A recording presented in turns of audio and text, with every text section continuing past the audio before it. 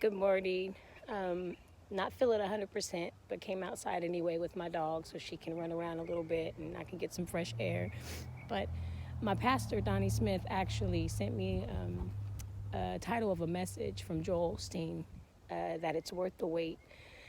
And I listened to the message and I just got so excited because I was like, God, it is worth the wait.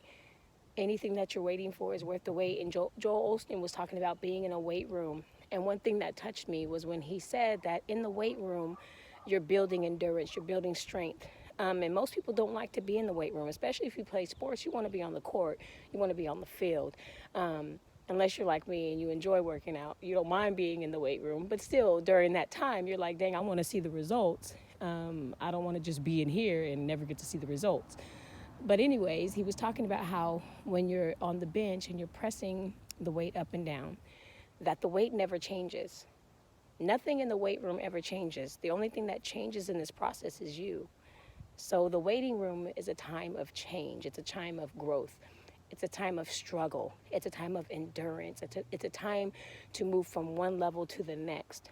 And so I was excited to hear that in my spirit. But really what began to resonate with me was my own journey. I began to think about my own journey and how I'm, 38 years old and I haven't been married yet and I don't have any children. And I live a life, I live my life as best as I can, patterned after Jesus.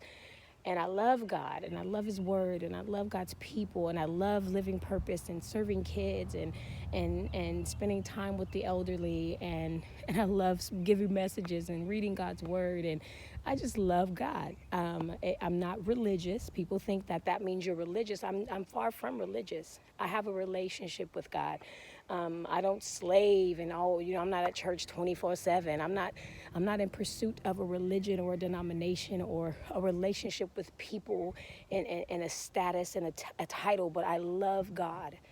I love God. I love Jesus. So what I do and my ethics and my morals are all patterned after that. Because I understand that the promises of God are yea and amen. Meaning if I do what he says I'm supposed to do, then his promises have to come to pass. And I'm saying all of this because I want to be married. I desire to be married, but sometimes dating can be very difficult. Now, I don't know about you, but I'm truly single. And what I mean by truly single is I mean that I don't have sex. I'm not going to sleep with you. I'm not going to lay up with you. I'm not going to do those things. I'm not saying I'm better or I'm perfect or anything, but God keeps me.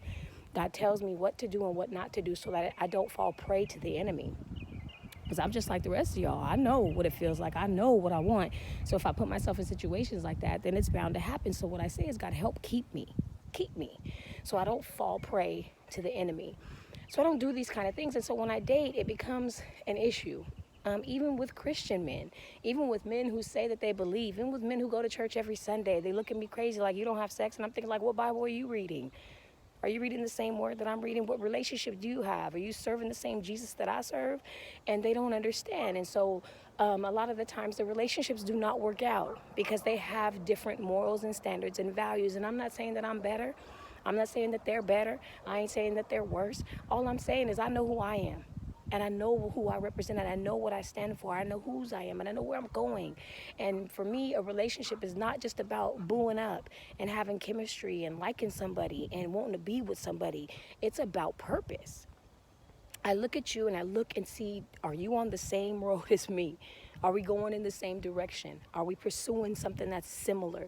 Not that you have to be just like me, but we have to have a foundation that is the same because we're pursuing God, we're pursuing Jesus, we're pursuing destiny.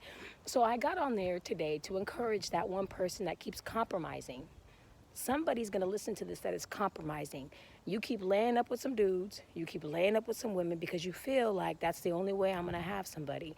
You keep compromising and settling with somebody that you know is not up to your standard.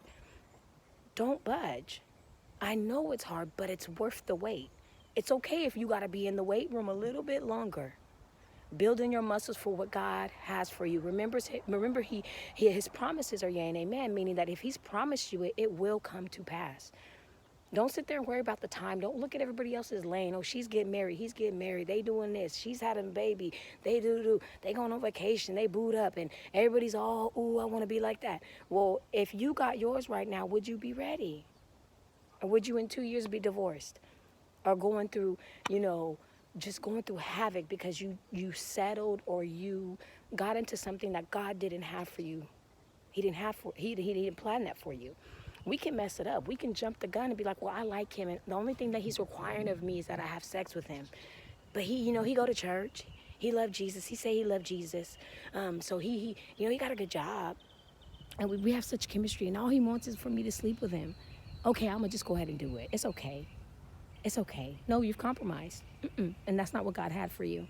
Now, this ain't for the person who don't believe. This is not for the person who's not following Jesus, who doesn't believe in the word. If you don't believe in the word, I understand why you live the life you live. I understand why it's okay to sleep around and do what you do, because you don't believe in the word. You don't have that relationship.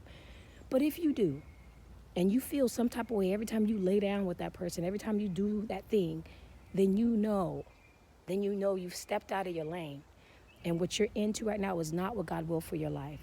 So I encourage you today, get back in your lane.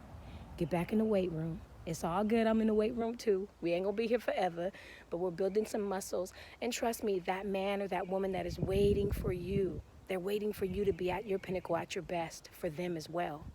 God is preparing you. God is preparing them. And remember, it's all about purpose and destiny. It's not about self. So again, be encouraged. Stay in the weight room. Get those muscles strong. It'll be worth it. Have a blessed day.